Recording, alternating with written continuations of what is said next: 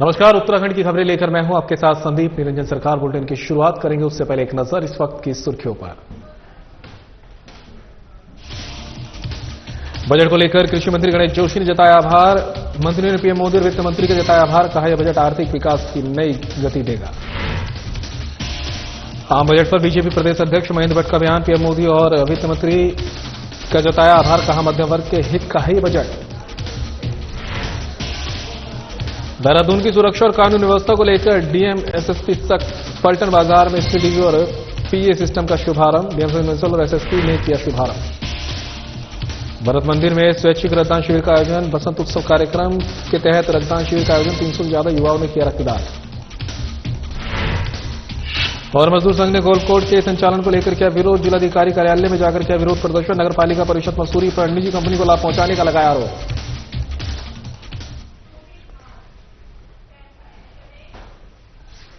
चलिए खबरों की शुरुआत बड़ी खबर के साथ करेंगे। देहरादून से इस वक्त की बड़ी खबर सामने आ रही है। आम बजट को लेकर बीजेपी प्रदेश अध्यक्ष महेंद्र भट्ट का बयान सामने आया है। ये बड़ी खबर आप तक पहुंचा रहे हैं। पीएम मोदी और वित्त मंत्री निर्मला सीतारमण का जताया आभार।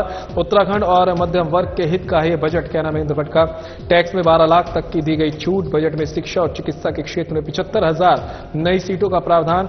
छोटे हेलीपैड के निर्माण का भी है प्रावधान। पीएम धन धान्य कृषि योजना से देश भर के 1.7 करोड़ किसान होंगे लाभान्वित। किसान क्रेडिट कार्ड की राशि को 3 लाख से बढ़ाकर किया 5 लाख। हर क्षेत्र के समग्र विकास को ध्यान में रखकर बजट किया गया है तैयार।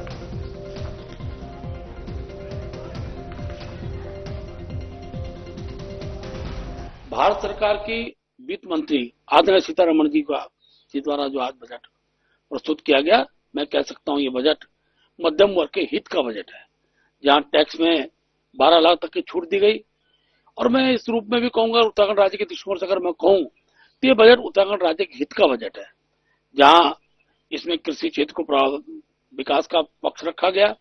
वही मेरे राज्य के अंदर बेमौसमी सब्जियां और श्री अन्न को बढ़ावा देने के लिए बजट में प्रत्यक्ष प्रावधान किए गए हैं। विभिन्न प्रकार के जो सूक्ष्म उद्योग हैं, उन उद्योगों को बढ़ावा देने के लिए बजट में प्रावधान किया गया है, जहां सहायता राशि 5 करोड़ उसको 10 करोड़ किया गया। और उत्तराखंड के दूर दराज के स्कूलों को गवर्नमेंट सेवा से जोड़ने का भी इसमें प्रावधान किया गया है। उत्तराखंड में चिकित्सा की सुविधा का अभाव रहता है, और मैं माननीय वित्त मंत्री जी का आभार व्यक्त करता हूं कि चिकित्सा शिक्षा के अंदर 75,000 नई सीटों का प्रावधान करके इस समस्या को दूर करने का प्रयास किया गया। छोटे हेलीपैड से दूर दराज क्षेत्रों में यात्राएं हों, ये छोटे हेलीपैड के निर्माण के लिए बजट में प्रावधान किया गया। धार्मिक स्थलों के विकास के लिए भी इसमें बहुत अच्छा प्रावधान इस बजट में किया गया है। मध्यम वर्ग के साथ साथ मैं कह सकता हूँ किसान पर आधारित बजट रहा है, और किसान क्रेडिट कार्ड की राशि को भी अब 3 लाख से बढ़ाकर 5 लाख किया गया है प्रधानमंत्री जी द्वारा और वित्त मंत्री जी द्वारा। ये जो बजट आज देश के सम्मुख रखा गया है, ये सब के हितों का बजट है, ऐसा मैं कह सकता हूँ। उत्तराखंड के सीएम और स्टार प्रचारक पुष्कर सिंह धामी दिल्ली विधानसभा चुनाव में लगातार जनसभाएं और रोड शो कर रहे हैं। दिल्ली में विधानसभा क्षेत्र रिठाला से बीजेपी प्रत्याशी कुलवंत राणा के पक्ष में जनसभा को सीएम धामी संबोधित कर रहे हैं। आइए अब आपका सीधा रुख कराते हैं दिल्ली की विधानसभा क्षेत्र रिठाला का, जहां सीएम धामी विशाल जनसभा को संबोधित कर रहे हैं। भाइयों बहनों, आज मैं आपके सामने रिठाला विधानसभा क्षेत्र के प्रत्याशी भाई कुलवंत राणा जी के लिए आपका आशीर्वाद, आपका समर्थन मांगने के लिए आया हूं। इनके बारे में मुझे बहुत ज्यादा नहीं कहना है, बताने की आवश्यकता नहीं है। आप सब लोग इनसे भली भांति परिचित हैं, भली भांति इनके बारे में जानते हैं।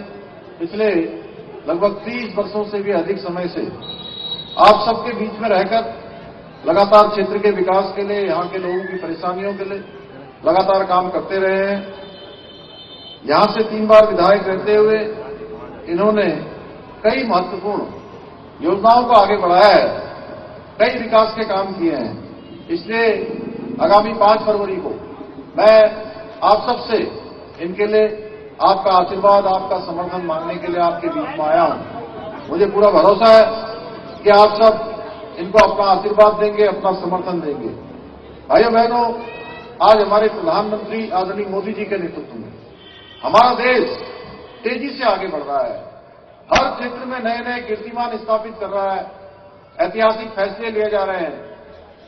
भारत का मान सम्मान और स्वाभिमान आज पूरी दुनिया के अंदर बढ़ रहा है। एक समय था 2014 से पहले का भारत, अगर हम थोड़े दिनों आज से 10 साल पहले की बात करें तो आप देखेंगे उस समय का आपको याद होगा कि हमारी छवि पूरी दुनिया के अंदर ऐसी बनती जा रही थी कि दब्बू भारत, पिछलग्गू भारत, विश्व के बड़े मंचों पर, वैश्विक मंचों पर अपनी बात भी न कह सकने वाला भारत।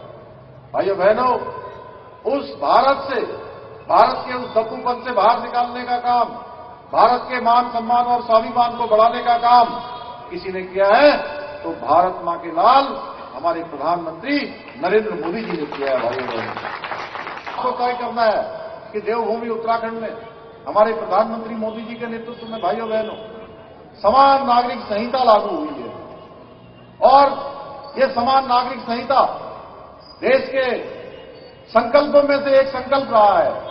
जब बाबा साहब भीमराव अंबेडकर जी और संविधान बनाने वाले हमारे संविधान सभा के लोग भारत का संविधान बना रहे थे तो उन लोगों ने संविधान के अनुच्छेद 44 में इस बात का प्रावधान किया था कि देश के अंदर रहने वाले सभी लोगों के लिए एक समान कानून होना चाहिए।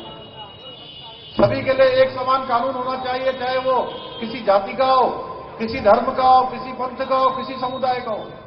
भाइयों बहनों, हमने देवभूमि उत्तराखंड में 2022 में जब हम वहां के आम चुनाव में गए थे, आदरणीय प्रधानमंत्री मोदी जी के नेतृत्व में, हमने देवभूमि उत्तराखंड की जनता से ये वायदा किया था, भाइयों बहनों, ये संकल्प लिया था कि हम देवभूमि के अंदर रहने वाले, कोई किसी जाति का होगा, किसी पंथ का होगा, किसी समुदाय का होगा, हम सबके लिए समान नागरिक संहिता का कानून लाएंगे। और उसके पीछे हमने कहा था, उसके पीछे और यहाँ रुकेंगे ब्रेक के लिए, कहीं मत जाइएगा, जल्द होंगे यहां से।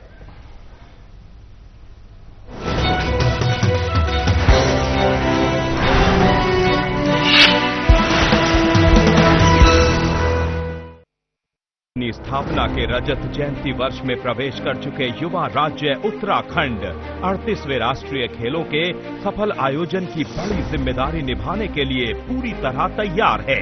प्रदेश के मुख्यमंत्री श्री पुष्कर सिंह धामी के आग्रह को स्वीकार करते हुए भारतीय ओलंपिक संघ ने योग और मलखंभ जैसे 2 पारंपरिक खेलों को भी राष्ट्रीय खेल का हिस्सा बना दिया है।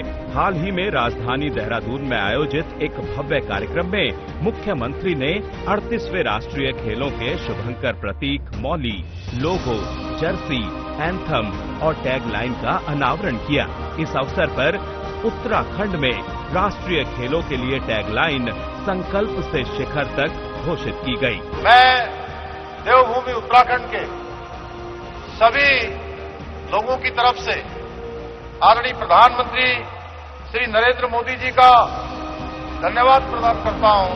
28 जनवरी से 14 फरवरी 2025 तक चलने वाले राष्ट्रीय खेलों का सुंदर लोगो और शुभंकर मौली दोनों ही उत्तराखंड के राजकीय पक्षी मोनाल से प्रेरित है, जो प्रदेश की विशिष्टता को प्रदर्शित करने के साथ उत्तराखंड की प्राकृतिक सुंदरता और विविधता के रंगों को भारत के प्रत्येक कोने तक पहुंचाएगा। उत्तराखंड को बधाई देना चाहता हूं जो इन खेलों का आयोजन कर रहे हैं। उत्तराखंड ने इस आयोजन को एक नया रूप और दृष्टिकोण दिया है। राष्ट्रीय व अंतर्राष्ट्रीय स्तर पर पदक लाने वाले खिलाड़ियों को सरकारी नौकरी देने के साथ साथ प्रदेश में नई खेल नीति लागू कर विभिन्न माध्यमों से राज्य में खेल और खिलाड़ियों को लगातार प्रोत्साहित कर रही है उत्तराखंड सरकार। उत्तराखंड में 38वें राष्ट्रीय खेलों के भव्य आयोजन में आपका स्वागत है।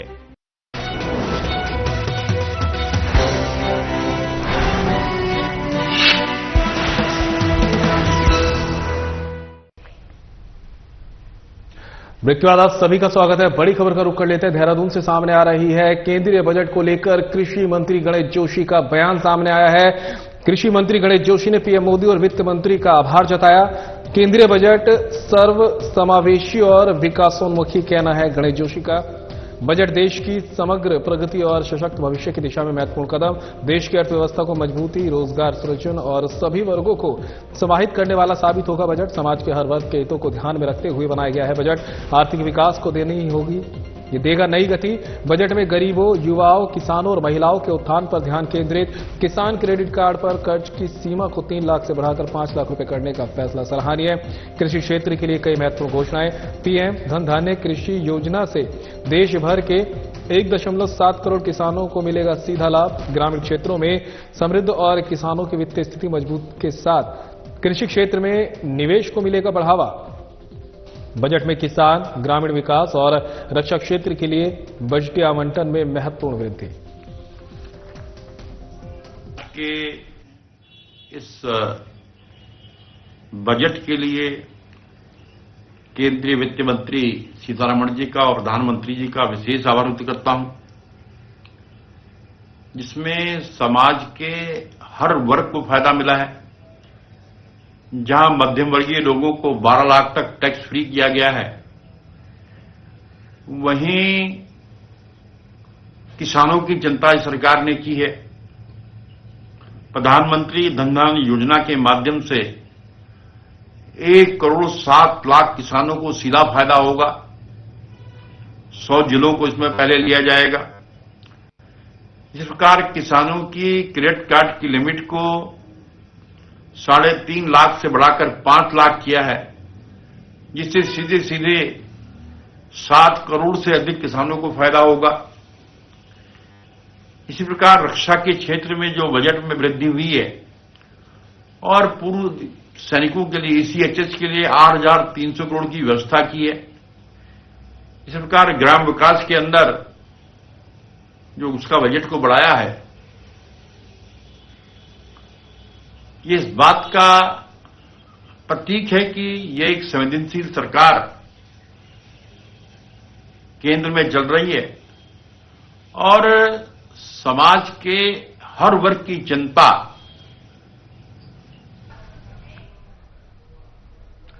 सरोवर नगरी नैनीताल में साहसिक पर्यटन को बढ़ावा देने के लिए जनपद नैनीताल की जिला योजना वर्ष 2024-25 के अंतर्गत 7 दिवसीय बेसिक एडवेंचर फाउंडेशन कोर्स का समापन हुआ।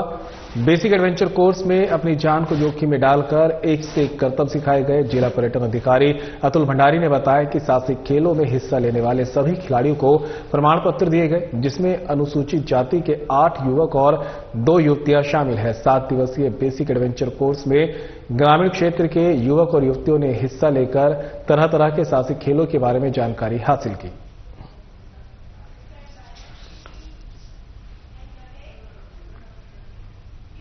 पुलिस कप्तान आयुष अग्रवाल के निर्देश पर चलाए गए चेकिंग अभियान के दौरान पुलिस ने स्मैक सप्लाई करने के आरोप में एक युवक को गिरफ्तार किया है, जिसके कब्जे से पुलिस ने 4.76 ग्राम स्मैक बरामद की है। आरोपी को पुलिस ने मुकदमा दर्ज करने के बाद न्यायालय में पेश किया, जहां कोर्ट के आदेश पर पुलिस ने आरोपी को जेल भेज दिया है।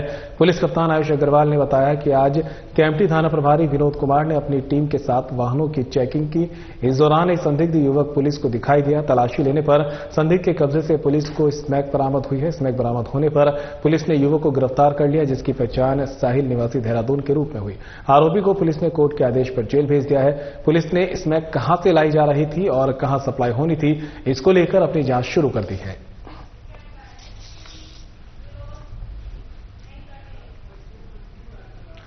मजदूर संघ ने गोल्फ कोर्ट के संचालन को लेकर जिलाधिकारी कार्यालय में जाकर विरोध प्रदर्शन किया है। साथ ही उन्होंने नगर पालिका परिषद मसूरी पर निजी कंपनी को लाभ पहुंचाने का आरोप लगाया। मजदूर संघ अध्यक्ष रणजीत चौहान ने कहा कि गोल्फ कोर्ट का संचालन रिक्शा कर्मियों को दिया जाना था, लेकिन निजी कंपनी इसमें मनमानी कर रही है। वहीं मसूरी ट्रेडर अध्यक्ष रजत अग्रवाल ने कहा कि 121 रिक्शा को विस्थापित किया जाना था और गोल्फ कोर्ट के संचालन रिक्शा संचालकों को दिया जाना था, लेकिन नगरपालिका निजी कंपनी को लाभ पहुंचाने का काम कर रही है। आपको बता दें, नगरपालिका ने रिक्शा संचालकों को गोल्फ कोर्ट का संचालन दिए जाने की बात कही थी, लेकिन एक निजी कंपनी ने इसमें मनमानी करते हुए 80% कंपनी को दिए जाने और 20% मजदूरों को दिए जाने की बात की है, जिसका मजदूर संघ ने विरोध किया है।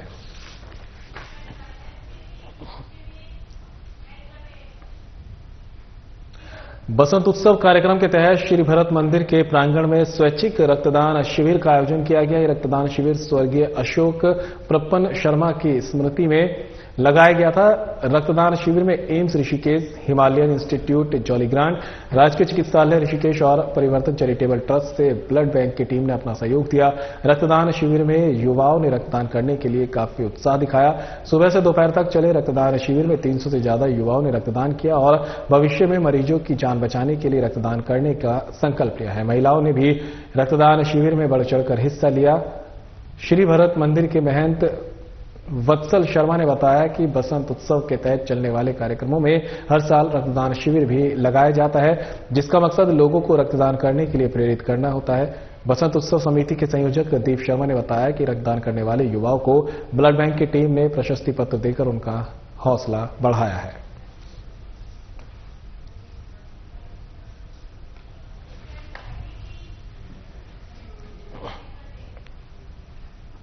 उत्तराखंड के सीएम और स्टार प्रचारक पुष्कर सिंह धामी रिठाला में जनसभा संबोधित करने के बाद द्वारका पहुंचे, जहां सीएम धामी द्वारका से बीजेपी प्रत्याशी प्रद्युमन राजपूत के समर्थन में जनसभा को संबोधित कर रहे हैं।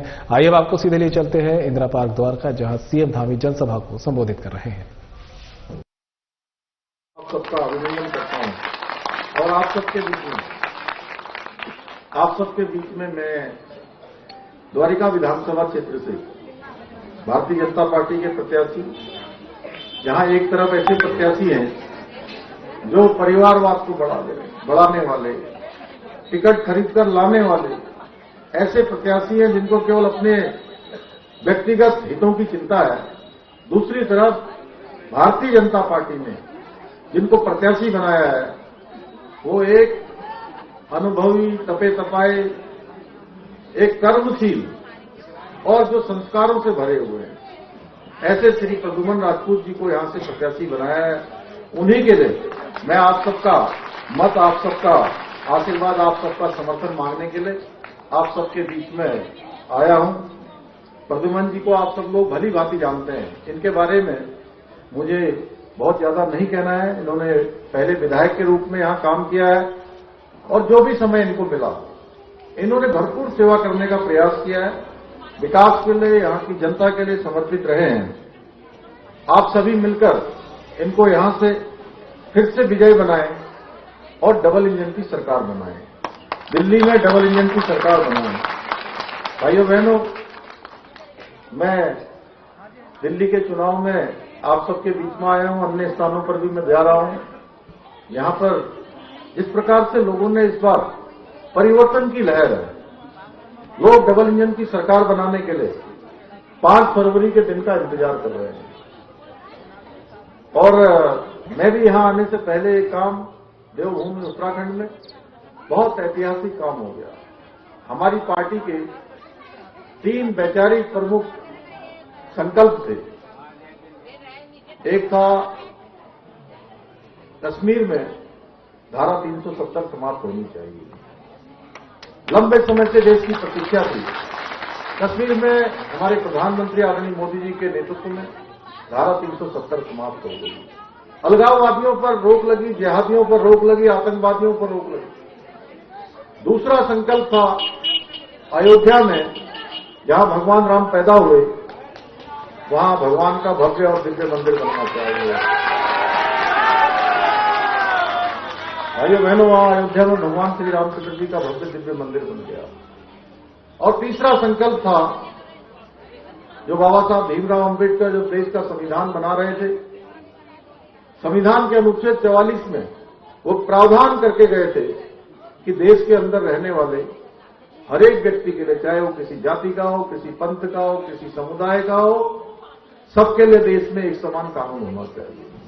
भाइयों बहनों, हमारे प्रधानमंत्री मोदी जी के नेतृत्व में हमने देवभूमि उत्तराखंड में ये संकल्प देवभूमि उत्तराखंड की जनता के सामने रखा कि हम सरकार में आएंगे तो हम ये संकल्प पूरा करेंगे। ये हमारा कोई वायदा नहीं था, ये हमारा संकल्प था, हमारे वचन थे, हमारे प्रधानमंत्री जी का लोगों के साथ एक विश्वास था। और नई सरकार आते ही हमने उसके लिए उस सारे काम किए, सारी औपचारिकताएं पूरी करी। और फिलहाल रुकेंगे ब्रेक के लिए, कहीं मत जाइएगा, जल्द होंगे हादसे।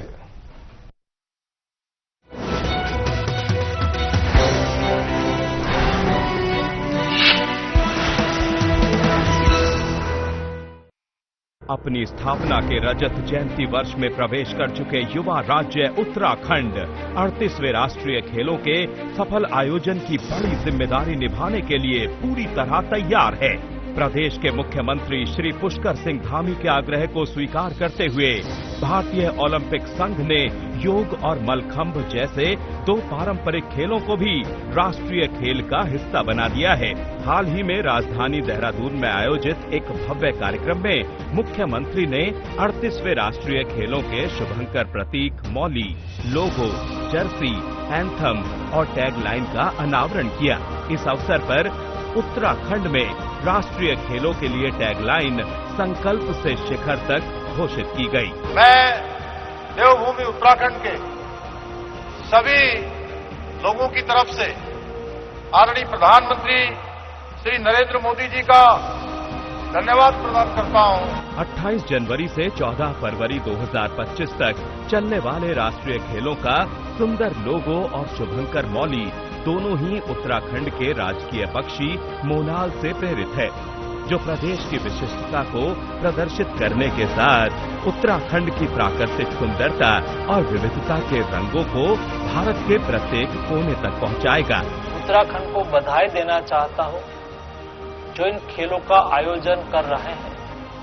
उत्तराखंड ने इस आयोजन को एक नया रूप और दृष्टिकोण दिया है।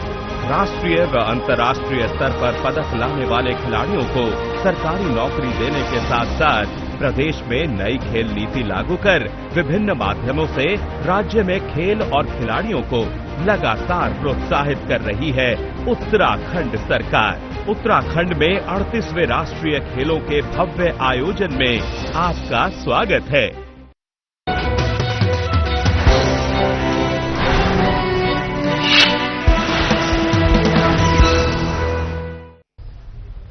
ब्रेक के बाद आप सभी का स्वागत है। खबरों में आगे बढ़ते हैं। श्री गुरु रामराय विश्वविद्यालय में जॉब उत्सव 2025 का आयोजन किया गया है। श्री गुरु रामराय विश्वविद्यालय के पटेल नगर कैंपस में जॉब उत्सव 2025 का शुभारंभ कुलपति प्रोफेसर डॉक्टर कुमुद सकलानी और कुल सचिव डॉक्टर लोकेश गंभीर ने दीप प्रज्वलित कर किया। जॉब उत्सव में pharmaceutical, IT, management, agriculture, automobile, real estate, ITC, NIIT, Patanjali, Black Apple, Wipro, Extramarks, एक्रोकनेक्स टेक्नोलॉजी सहित 32 कंपनियों ने कैंपस प्लेसमेंट किया है। एक दिवसीय रोजगार मेले में एसजीआरआरयू के छात्र छात्राओं ने बढ़ चढ़कर प्रतिभाग किया है। लगभग 200 छात्र छात्राओं के कैंपस प्लेसमेंट हुए हैं। चयनित छात्र छात्राओं को लाखों रुपए के पैकेज पर चयन हुआ। जॉब उत्सव में 900 छात्र छात्राओं ने पंजीकरण करवाया है। ये एसजीआरआर विश्वविद्यालय की प्लेसमेंट समन्वयक डॉक्टर मनीषा मेदुली ने जानकारी दी है। विभिन्न नामचीन कंपनियों के मानव संसाधन विभाग के विशेषज्ञों ने करियर चयन से जुड़े विभिन्न बिंदुओं पर सुझाव दिए और उनकी जिज्ञासा को शांत किया। Good morning. My name is Clemens Bernard Mtunze. I'm a student here in Shri Guru Ram Rai University and I'm doing MBA. Today is this placement day. There are many companies that visited us here. Many students are coming from different schools, different colleges, different universities, and they are here to get their opportunity to get placed in good companies. Join us today. It's a very great day for being placed. Thank you very much. Good morning everyone. My name is Dilpreet Kaur and I am from SGRR University and I am pursuing MCOM in marketing field. Today there are campus placement organized by our university. A lot of companies are come in providing the jobs in the different sector like IT, marketing, finance. I hope all the better candidates get the job. Thank you. All the best for all.